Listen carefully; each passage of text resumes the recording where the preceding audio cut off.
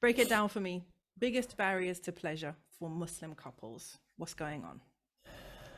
Fear, shame, guilt, sometimes inherited guilt, Mm, and trauma. mm, This is from men and women. mm, Growing up in households where sex was not discussed, mhm.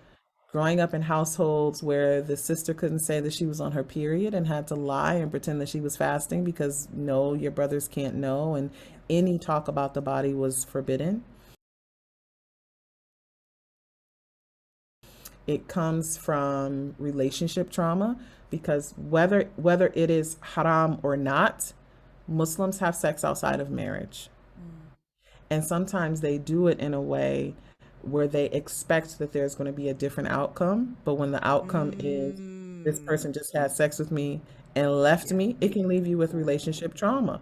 that's So now you feel yeah. guilty for Yeah. doing this act, and then you focus that guilt on yourself. You start to Mm, shame yourself.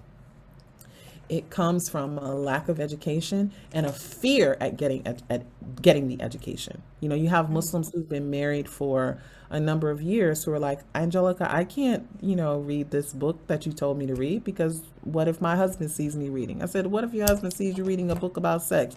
That's you're trying to be the best partner for your husband in this life that you can be. Where's the fear coming from? But you have people who have this deeply ingrained mistrust of their own bodies and a fear of sexual education because they're afraid of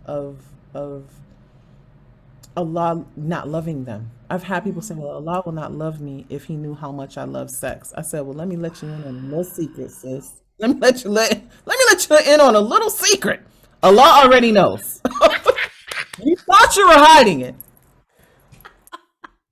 but the cat literally is out of the bag. He's Like gone. Meow. Allah Oh, already knows. oh But wow. That's people see deep. Allah as That's being deep.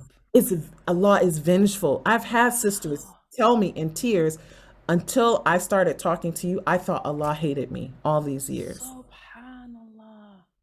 I thought Allah Wow. hated me. So it really comes it always goes back to Allah. It always goes back to Allah. What do we think about our creator? What do we Mm, think about our bodies that are creations of Allah?